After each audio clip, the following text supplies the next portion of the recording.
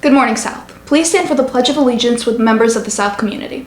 I pledge allegiance to the flag of the United States of America and to the republic for which it stands, one nation, under God, indivisible, with liberty and justice for all.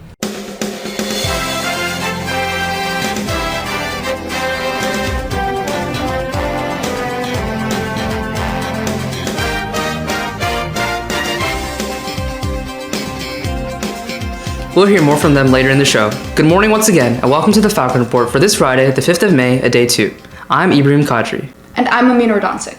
To help those in need, the New York Blood Drive held their drive recently, and Aiden Dabrowski has the story.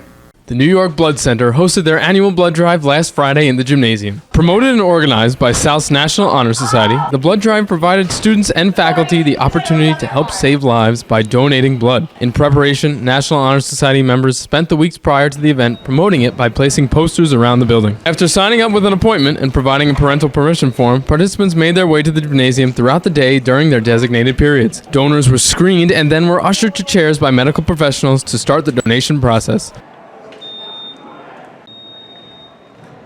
Following having their blood drawn, the donors were given refreshments such as pretzels, cookies, and juice in order to nourish themselves afterward. Altogether, it was a successful event, and despite being a pint lighter, each donor left filled with the joys of giving back to others. For the Falcon Report, I'm Aiden Dombrowski. This past week, students in Ms. Bray's 7th grade history class put together their own propaganda posters, aligning with the discussion of World War II in class. The purpose of the poster was to help shape public opinion and help create a unifying image representative of the war effort during the Second World War.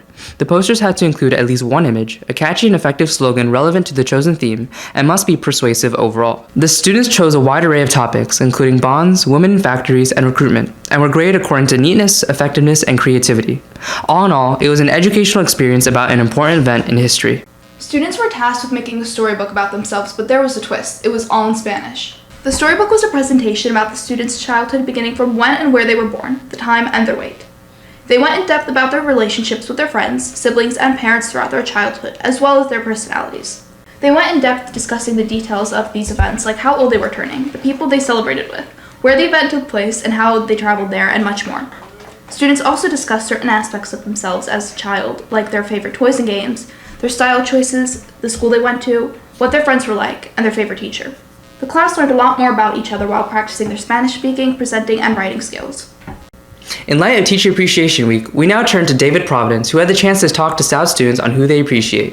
David? I'm here with some of South students. So, is there any teacher that you'd like to share your appreciation for?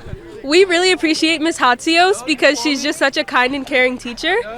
Her room is always open as well, either it be for lunch or extra help, and she's always willing to help us with the coursework. Yeah, definitely Mr. Farrell. I had him in 9th grade for AP Human Geo, and I really appreciated him because we kept a strong bond throughout, and I really like that we're able to talk about sports such as the Knicks and really keep that strong connection. And yeah, I had him junior year, and everyone knows junior year is a very stressful year, and to have him as a teacher, it was a very fun experience. He felt that you had everyone involved in the class, and yeah, it was just fun overall. I want to say Mr. Brower because, besides a really good English teacher, he's, just a really cool person that you could, laugh with and, be, casual and open with him. Thanks, guys, and thank you to all of South faculty. Back to you in the studio. When the Falcon Report returns, we'll talk much more about AP Fun. But first, a bird's eye view of swans in action. The Falcon Report will be right back.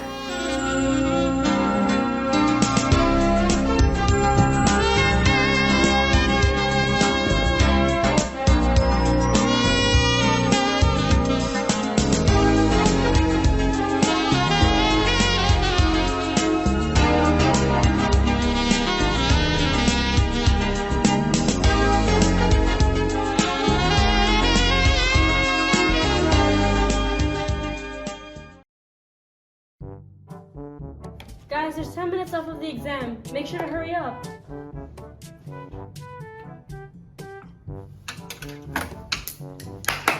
Yo, Teach. I finished my test, and I didn't even have to go to those silly Regents Flax review things. No. John, the test is I didn't over. finish. No, I didn't finish. The test is over. I should have went to those review sessions.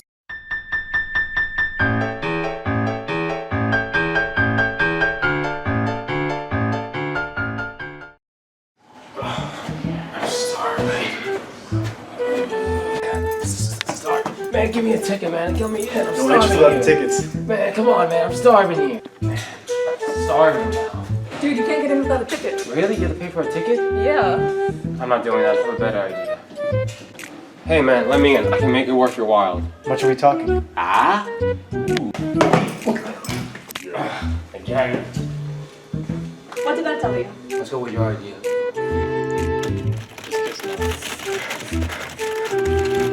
What? It's done. No. You're lying.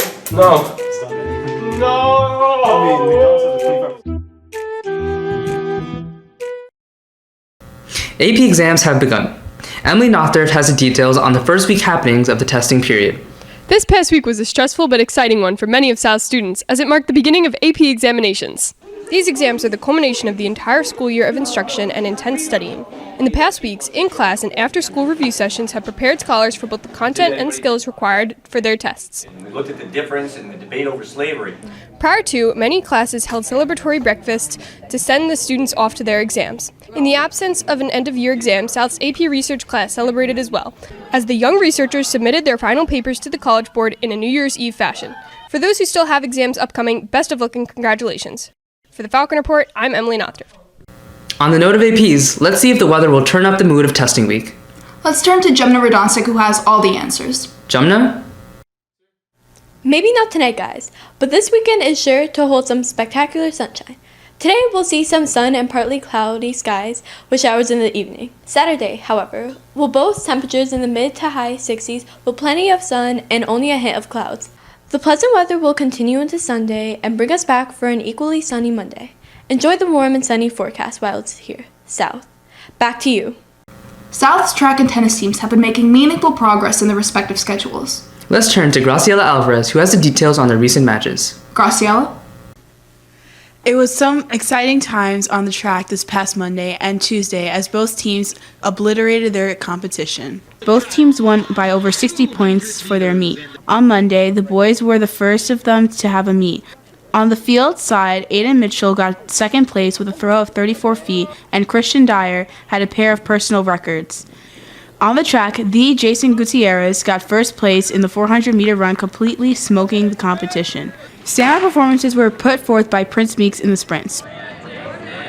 Putting exclamation point on the day, Devin Bernardin had a thrilling comeback in the last leg of the 4x800 relay, ending the day on a really positive note for the home team.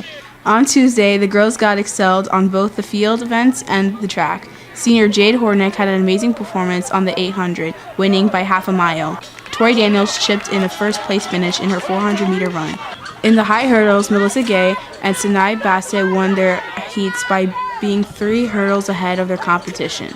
Last week, the boys' tennis team had a stellar win against Division High School. Senior Brandon Ye led the way with a dominating victory in first singles. Junior Isaiah Coombs played powerfully as well in second singles, as did Luke Lopez in third singles. Excellent doubles play was put forth by first doubles pairing Nate Williams and Dylan Wallace. And that's sports. That's all for this edition of the Falcon Report.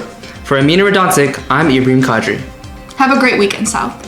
Hey Amina, you want to see a magic trick? Okay, go ahead.